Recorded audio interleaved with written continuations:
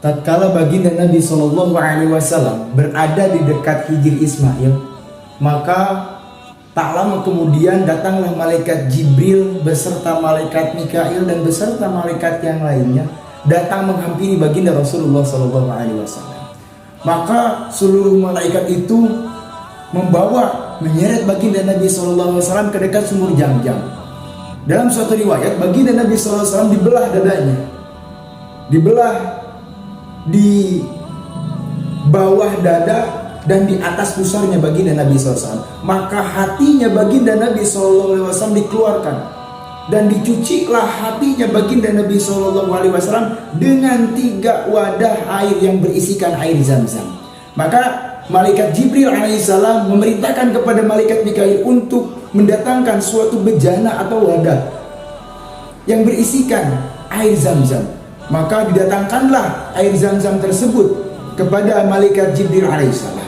Dan malaikat Jibril langsung membolak-balik membasuh hatinya baginda Nabi SAW, sehingga dikeluarkanlah seluruh bagian yang terdapat atau tempat-tempat setan berada di dalam hati.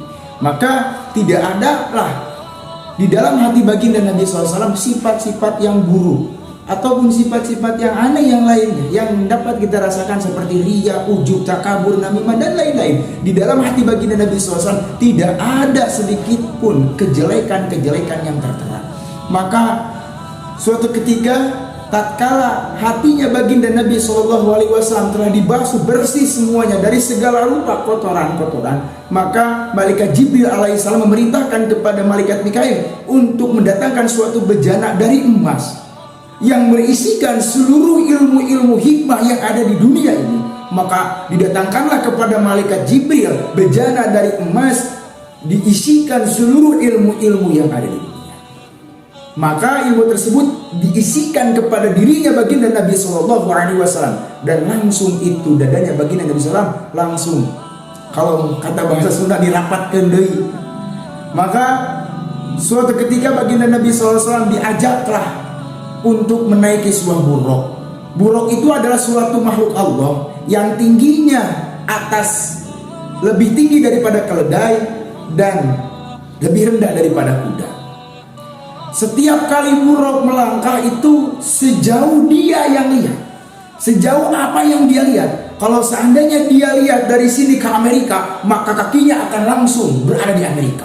Kalau dia lihat di sini ke Jepang, maka kakinya langsung ada di Jepang.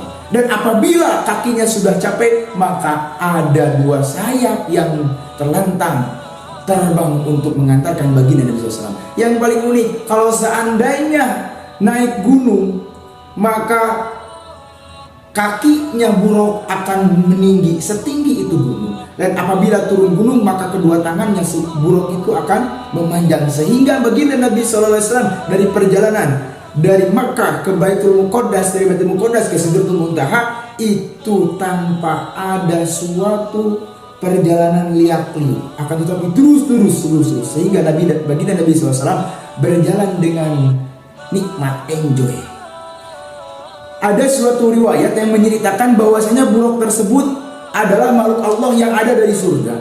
Seluruh buruk-buruk yang ada di surga pada zaman itu semuanya pada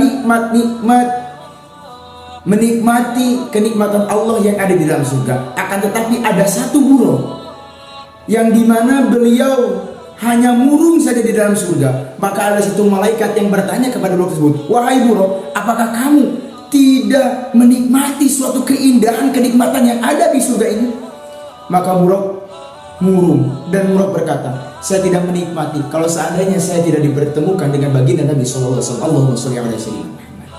Maka tatkala peristiwa Isra Mi'rajlah buruk tersebut didatangkan kepada baginda Nabi SAW, dan ketika didatangkan kepada